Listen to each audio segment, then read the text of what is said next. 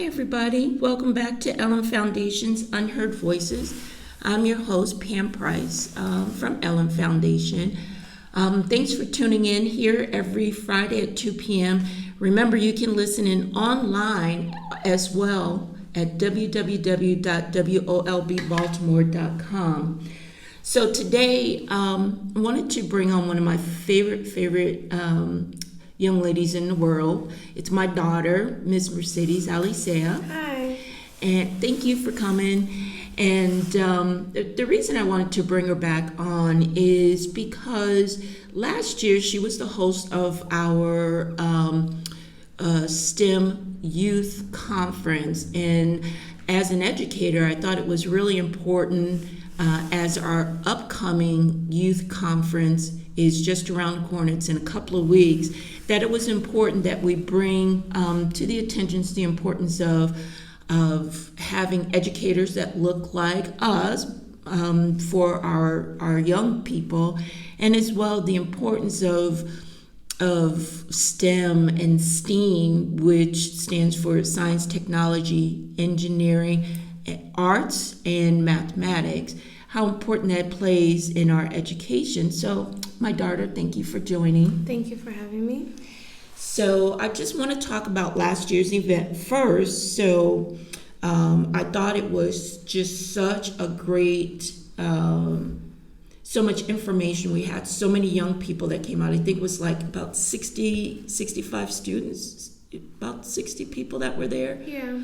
And we had so many speakers that came in and poured into our young people. We had Baltimore's own DJ Five Star who came in and talked about the importance of math and science, but also Mercedes, it was Jared Butler, who studies stroke research at NIH, who majored and studied physics in college.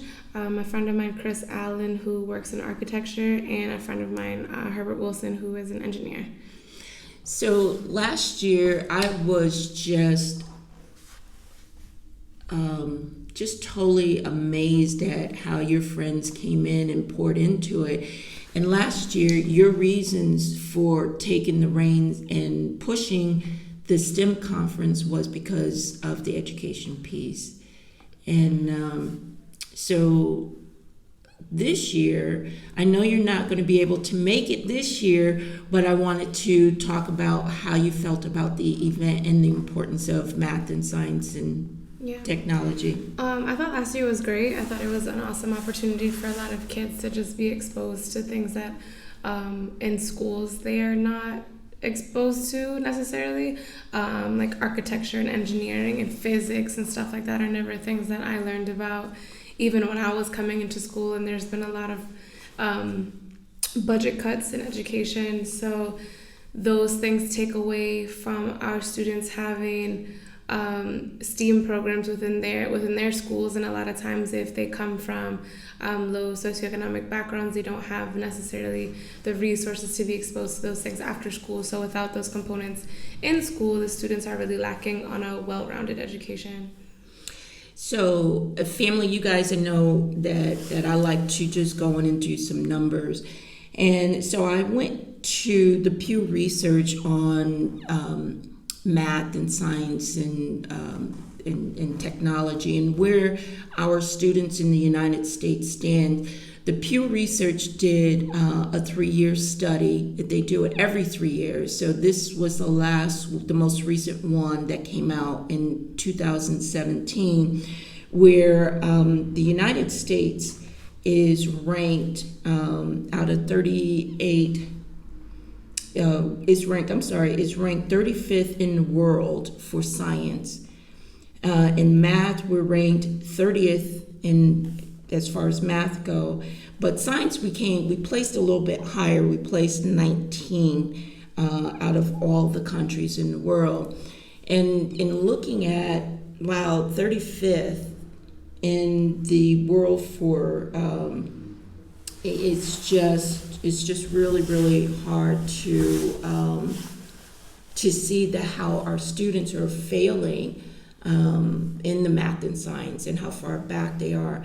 And I know, so Mercedes teaches in New York. So, and just in looking at it, why do you think our kids are falling far behind in science and math? I just think there's just a lack of, I think, emphasis, and just generally a lack of ability to help. Math gets more difficult if the foundational layers of math are not proper. It gets more difficult as time goes on, obviously, because algebra and geometry, etc., are all built upon earlier concepts. So I feel like if they were not offered a proper introduction to math, then they won't necessarily lay a proper trajectory for them moving forward. Also, a lot of people, even adults and teachers, have math anxiety, or they don't like teaching math because they felt like they themselves were not good at math. Sometimes in schools, particularly in public schools, teachers are required to, or asked to, / required to teach outside of what they are certified to teach in if there's a shortage of teachers. So sometimes you have teachers that are learning math at the same time that their students are learning math and science, or whatever concepts they are, social studies, etc. So I do feel like that also plays as well. Do you think the schools where it's heavy with students of color, that they fall further behind because of the lack of books and the lack of just the funding that they get from the other schools? What are your thoughts? What do you think? I don't know if it's necessarily a lack of funding in terms of in class, but I think a lot of it is lack of resources outside of school. I think that's where the unevenness between students of color and white students is not necessarily just in the school, but it's a lack of resources outside of the school. So children, again, from low SES backgrounds, low socioeconomic backgrounds, don't have access to tutors after school, or their parents are not home when they come home from school for them to help. Whereas students who have more money, their families have more money, they have more access to after school programs to help them outside of just the 45 minutes or whatever a day they're being taught math. Because in order to get these more difficult concepts, I feel like most students do need the additional support. Because I know when you were coming up and we would look at your math, like math had changed so much from when I learned it. It was like a lot of the algebra and the not calculus, but the algebra and the geometry, we were just learning as I was leaving high school, where you were learning that like early. So it was hard for me to really go in and just like help. And I'm sure that's, as you said earlier, an anxiety for parents to help students, their kids when they come home. Yeah, I think that it definitely, it's hard for parents, because even right now I teach kindergarten, but we're discussing fractions in kindergarten, which kind of sounds ridiculous. Are you serious? Yeah, but it's great though, because kids understand, little kids like 5 and 6, like they understand fractions because they're obsessed with fairness. So if you say, I have 4 brownies and there are 9 people, or whatever the case may be, how will it be so that they get even amounts, and they don't have to say like 1.5 or whatever the answer would be. They could just say 1 and a piece or something, but they're obsessed with like sharing and like everything with them is fairness. So it really all boils down to fractions, even down to like pizza, sandwiches, etc. So we do something called number stories, which gives you a scenario, and then the kids use manipulatives like cubes and blocks and stuff to solve the problem. But a lot of those things, like now, it's not something that they're assessed on, it's just something that they're exposed to, because then that way when they do get to 4th grade, when you start learning, or 2nd grade when you start learning fractions, I'm just like crazy, like how in the world, like we didn't start learning that stuff until like... Yeah, I mean right now it's not about terminology, it's just about exposure, but it's just laying proper foundation for them later, so that way they understand, like, because we basically teach them the concept between what can be divided and what needs a remainder. So just teaching them, like, if you have food can be shared, if you have pencils, you can't break a pencil in half, so there would just be one left over. Right. But right. it's just things that we expose them to periodically. It's not, right, they're only assessed on addition and subtraction, but just to get them exposed to those things, so that way when they get to second grade or whatever, third grade, it's not a smack in the face when they're being required to talk about fours and halves and eighths, etc. I'm like so totally amazed at how much is being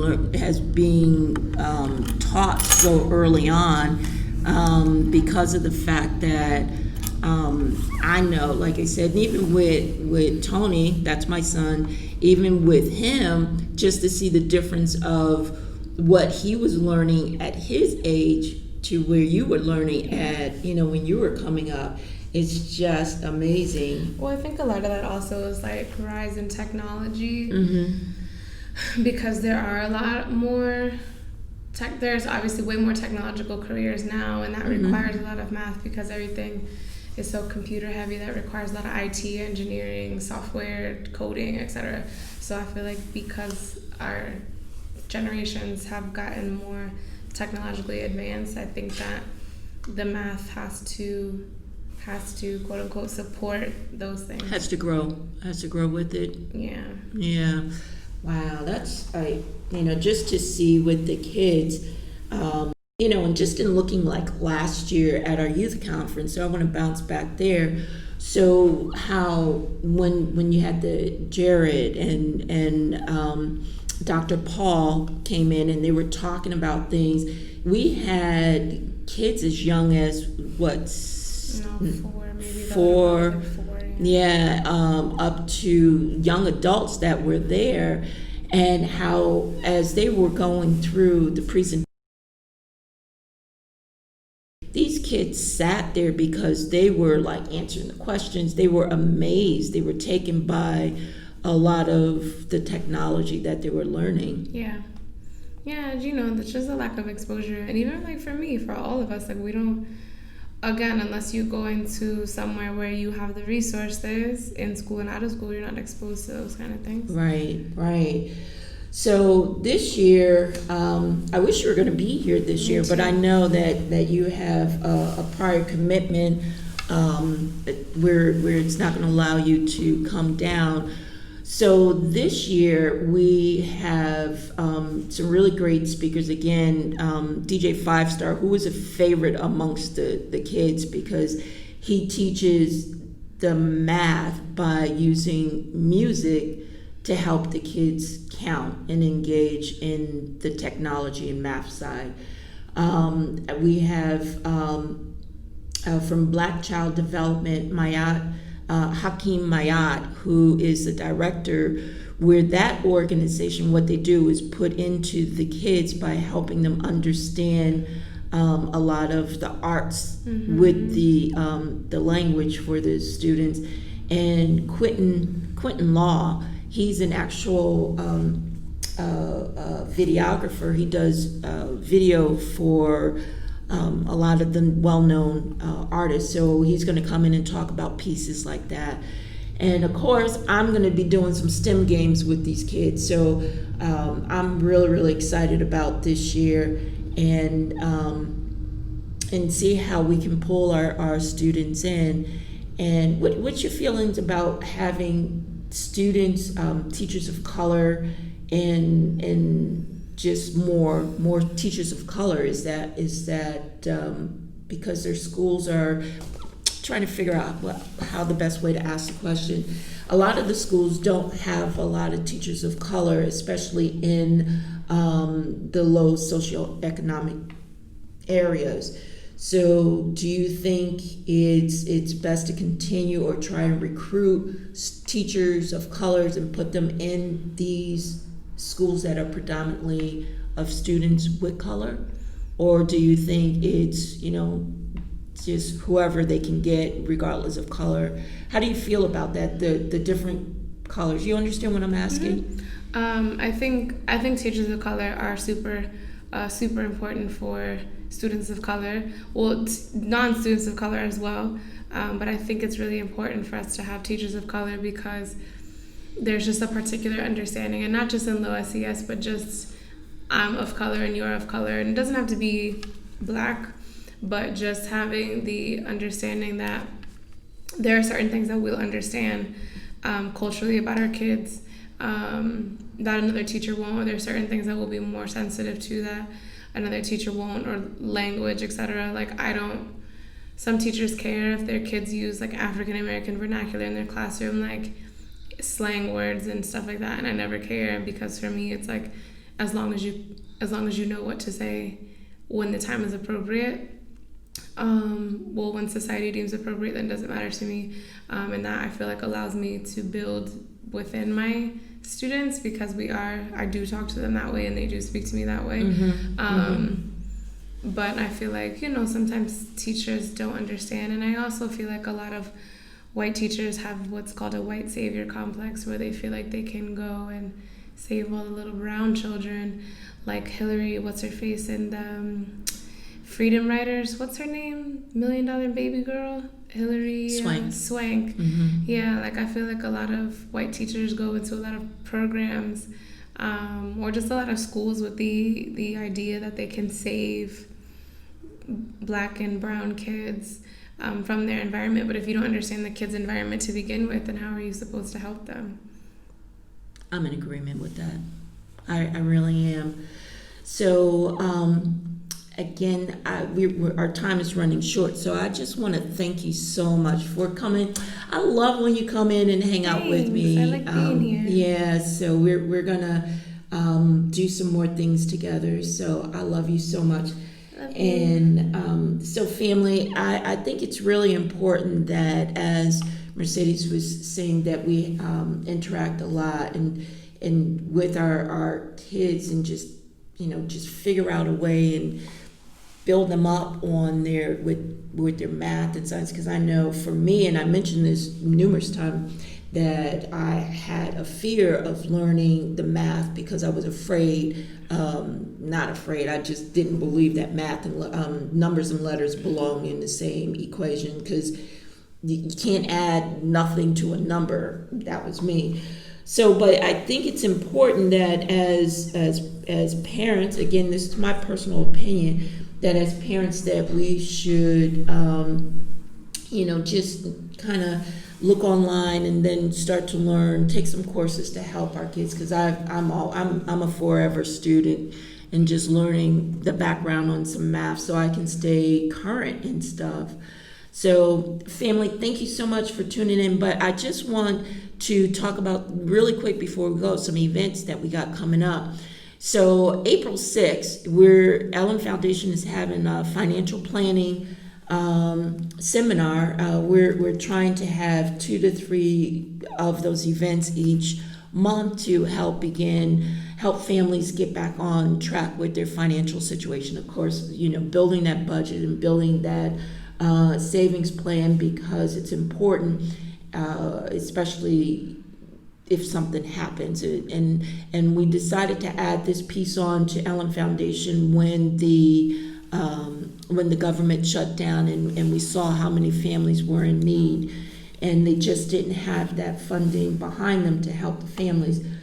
April 20th is our youth STEM event. Please come on out. We are excited. It's going to be at the it's going to be at the Marriott College Park Conference Center.